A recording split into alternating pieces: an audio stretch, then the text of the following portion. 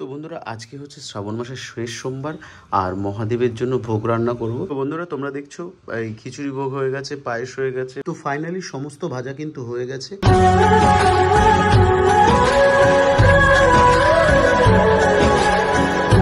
যামহে সুগন্ধিক পুষ্টিবর্ধনম উর্বারুকমিব বন্দনান মৃত্যুর্মুক্ষীমৃতাদ নমঃ শিবায় নমঃ।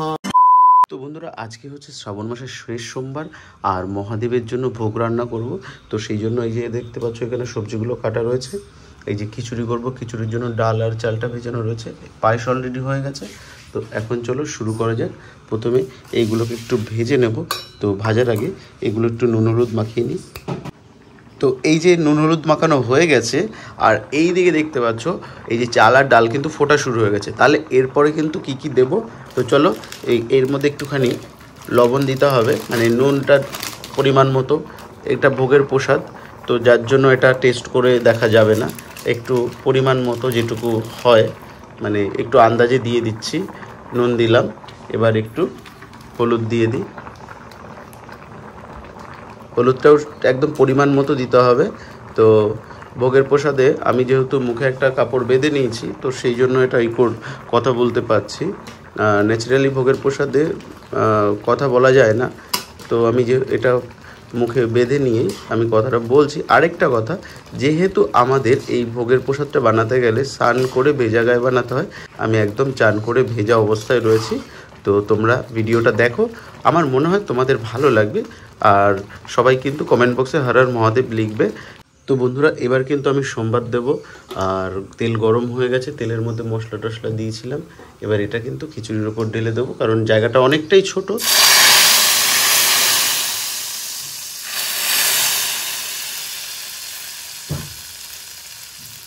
তো আমি কিন্তু বুঝতে পারছি না খিচুড়িটা কেমন হবে।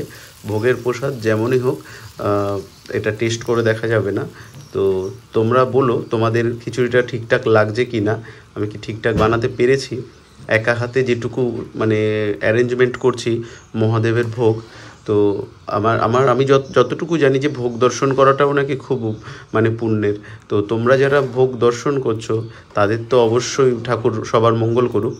আর তোমরা যদি শেয়ার করো তো আমার মঙ্গল হবে, কারণ আমি এই ভিডিওটা সবাইকে শেয়ার করতে চাইছিলাম এই কারণে, কারণ সবাই দেখুক যে হ্যাঁ বিপুল একাও কিন্তু মানে বাড়িতে কেউ নেই বলে আমি কিন্তু একাই আজকের দিনটা মিস হতে দিতাম না। আমি আমার দোকান বন্ধ রেখে এটা করেছি। কারণটা হচ্ছে দেখো, সত্যি কথা বলতে আমরা প্রচুর পরিমাণে মহাদেবের ভক্ত। আমাদের বাড়িতে শিবরাত্রি হয়, সবাই ভালো করেই জানো। তো মহাদেবকে আমি আজকে ভোগ দেবো না, এটা হতেই পারে না। তো যাই হোক, ভোগটা কীরকম লাগছে তোমাদের অবশ্যই কমেন্ট করে জানিও। বন্ধুরা তোমরা দেখছো এই খিচুড়ি ভোগ হয়ে গেছে, পায়েস হয়ে গেছে, এবার কিন্তু 5 রকম ভাজা করব। তো কড়াইতে তেলটা ঢালছি, তেল গরম হয়ে গেছে। এবার এক এক করে ভাজাগুলো দিই। প্রথমে বেগুন দিলাম, পটল, আলু, উচ্ছে, পেঁপেও দিয়েছে কিন্তু। তো এই যে 5 রকম 5টা ভাজা, এটা খিচুড়ি এইগুলো দিয়ে আজকে আমাদের মহাদেবের ভোগ যাবে। তো তোমরা দেখতে থাকো বন্ধুরা ভিডিওটা শেষ পর্যন্ত। 5 রকম ভাজা কমপ্লিট হয়ে গেছে, এবার এক এক করে চলো ভাজাগুলো নামানো যাক।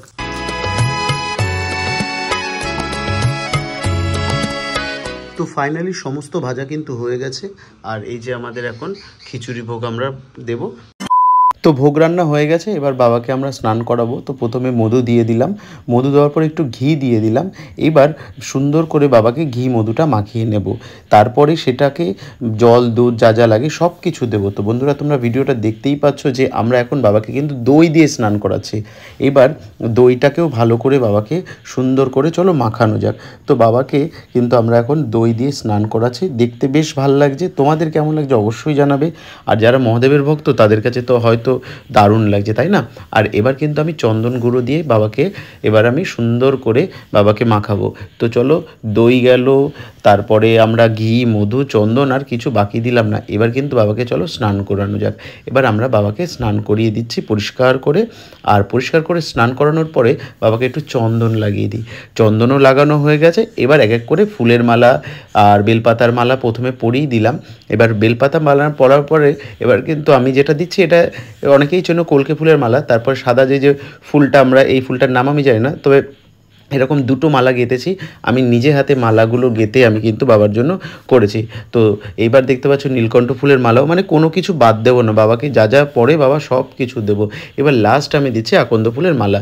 তো এটা ছাড়া তো পুজো হয় না, তো আমি আকন্দ ফুলের মালার সাথে সাথে যেগুলো নিজে হাতে করেছি, এবার বাবার মাথার উপরে একটা গাঁদা ফুলের মালা দিয়ে দিয়েছি। এর উপরে কিন্তু আমরা এই যে এক এক করে বেলপাতা দিতে থাকবো। তো 4টে বেলপাতা পরপর দিতে হয়, ওম নমঃ শিবায় বলে বাবার মাথায় কিন্তু বেলপাতা দিয়ে দিলাম।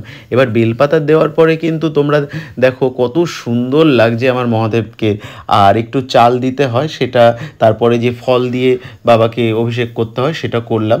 প্রথমে মৌসুমী লেবু, তারপরে একটু একটা পেয়ারা দিয়ে বাবাকে অভিষেক করা হলো। এবার দেখো আমি কিভাবে পুজো দেবো সেগুলো তোমাদের চলো দেখাই। এবার বাবার যে ভোগ দিয়েছি, এই যে নৈবেদ্য থেকে শুরু করে দই, মিষ্টি, মিষ্টি কালাকাঁদ দেখতে পাচ্ছ 5 রকম 5টা, এই যে দই, হ্যাঁ এইবার না এই যে আমি পায়েস বানিয়েছি, খিচুড়ি বানিয়েছি, এই প্রত্যেকটাই বাবার এখন ভোগে যাবে। আর এত সুন্দর লাগছে দেখতে, আমার না মন ভরে গেছিলো। তো তোমাদের কেমন লাগলো আমার সাজগোজটা অবশ্যই কমেন্ট করে তোমরা জানাবে। আর আমার মহাদেবকেও একটু দেখে নাও, দেখো বেশ ভালো লাগছে। বজরংবলীকেও দেখে নাও, কত সুন্দর। আমাদের গুরুদেবের হরিওম তোমরা সবাই হয়তো দেখেছো। আর এই যে আমাদের গোপাল, লাড্ডু গোপালও কিন্তু আমাদের রয়েছে, তার সাথে যারা যারা থাকে। এবার চলো বড় মাকে দেখাই। এই যে বড় মাকে দেখতে পাচ্ছ কি বেশ ভালো লাগছে। এই মালাটা কিন্তু আমি গেঁথে মাকে বানিয়ে দিয়েছি। আর আমার তারা মাও রয়েছে। তো এক এক করে তোমরা দেখতে পাচ্ছ 33 কোটি দেবদেবতার, মানে কোনো অংশে কিছু কম নেই। আমার বাড়িতেই বৃন্দাবন দেখতেই দর্শন হয়ে গেল তোমাদের। যজামহে সুগন্ধি পুষ্টিবর্ধনম উর্বারুকমিব বন্দনান মৃত্যুর্মুক্ষীমৃতাদ নমঃ শিবায় নমঃ। নমঃ শিবায় নমঃ। ত্রয়ম্বকম যজামহে সুগন্ধি পুষ্টিবর্ধনম উর্বারুকমিব বন্দনান মৃত্যুর্মুক্ষীমৃতাদ। তো বন্ধুরা, যজ্ঞ থেকে আরতি সব কিছু হলো, পুজো এবার আমাদের কমপ্লিট হয়ে গেছে। যদি ভিডিওটা ভালো লাগে অবশ্যই লাইক, কমেন্ট, শেয়ার, সাবস্ক্রাইব করে বেল নোটিফিকেশন অন করে দিও। চলো দেখা হচ্ছে একটা নতুন ভিডিওতে।